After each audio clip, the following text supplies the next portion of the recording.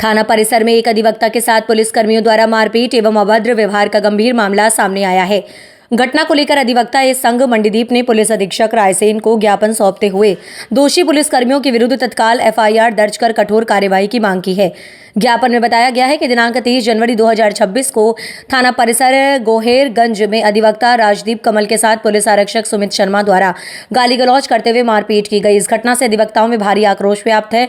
अधिवक्ता संघ का आरोप है कि उक्त मामले में अब तक थाना प्रभारी गोहरगंज द्वारा ना तो एफआईआर दर्ज की गई और ना ही कोई प्रभावी कार्यवाही की गई, जो कि कानून व्यवस्था पर प्रश्न चिन्ह खड़ा करता है। संघ ने ज्ञापन में यह भी उल्लेख किया गया है कि थाना परिसर में एक अधिवक्ता के साथ इस प्रकार का व्यवहार मध्य प्रदेश के समस्त अधिवक्ताओं की गरिमा को ठेस पहुंचाने वाला है।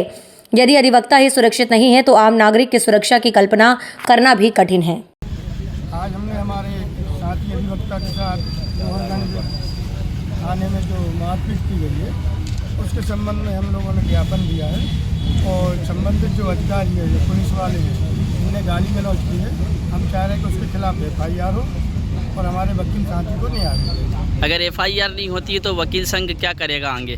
यदि हमने ज्ञापन में 7 दिन का समय दिया है थाना प्रभारी को, एसपी के माध्यम से जो ज्ञापन दिया है, यदि 7 दिवस में उक्त पुलिस वालों पर कार्रवाई नहीं की जाती तो समस्त अधिवक्ता संघ भोपाल और आजू बाजू में जहाँ भी हैं हम धरना प्रदर्शन करेंगे और अपना आंदोलन आगे को बढ़ाएंगे।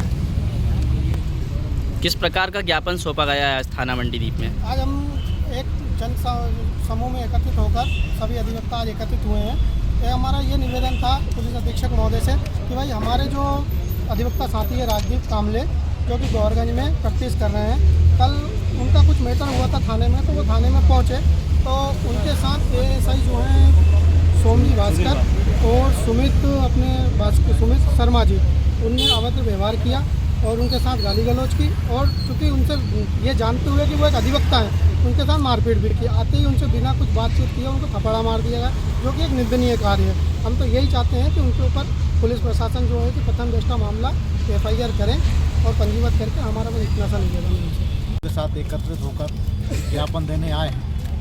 हमारे गोहरगंज के एक साथी अधिवक्ता के साथ इंटेंशनली ये जानते हुए कि वो एक अधिवक्ता हैं, पुलिस के एक एएसआई और एक आरक्षक द्वारा बदतमीजी की गई, उनके साथ गाली गलौज की गई। ये उनके साथ व्यक्तिगत की गई कार्रवाई से पूरे समाज, वकील, अधिवक्ता समुदाय की प्रतिष्ठा पर विपरीत प्रभाव पड़ता है और आजकल ये देखने में आ रहा है कि कुछ गिने चुने पुलिसकर्मी सिर्फ अपने खौफ को बढ़ाने के लिए, क्षेत्र में अपने प्रभाव को बढ़ाने के लिए, सामाजिक प्रतिष्ठा वाले ऐसे व्यक्ति जिसमें अधिवक्ता जो समुदाय भी शामिल है के प्रति इस तरह का व्यवहार करते हैं, तो ये बहुत निंदनीय है।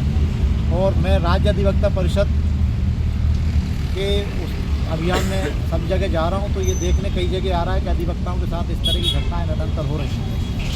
तो आज जो ज्ञापन दिया है पुलिस अधीक्षक महोदय को हम इस आशय के साथ दे रहे हैं कि वो तत्काल प्रभाव से पुलिस कर्मियों के विरुद्ध कार्रवाई करें। ऐसी यदि कोई उचित कार्रवाई नहीं की जाती तो हम न्यायालय की शरण में जाने के साथ साथ पूरे मध्य प्रदेश में एक आंदोलन करने के लिए बाध्य होंगे। इसके लिए पूरी तरह से पुलिस प्रशासन स्वयं जिम्मेदार है। पूर्व में भी इस प्रकार की घटनाएं हुई हैं, क्या कहेंगे इस प्रकार से जो घटनाएं हो रही है इसको लेकर?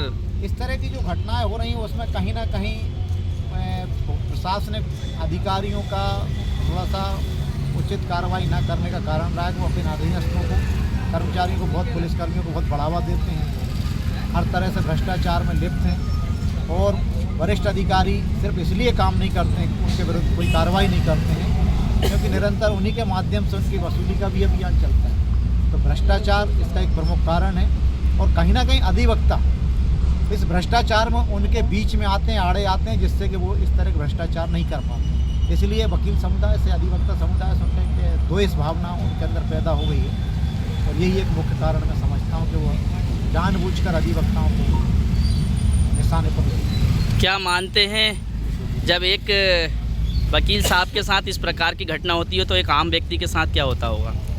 आप तो आप स्वयं अंदाजा लगा सकते हैं कि अधिवक्ता जो दूसरों के हितों के रक्षा करने के लिए वैधानिक प्रक्रियाओं का पालन करता है, यदि उसी के हितों की रक्षा नहीं होती है, उस पर खुद इस तरह के कार्रवाई की जाती है, समाज में एक गलत मैसेज जाता है कि जो स्वयं अपना बचाव नहीं कर सकते दूसरों का क्या कर सकते। तो हमारे अधिवक्ता समुदाय की प्रतिष्ठा बहुत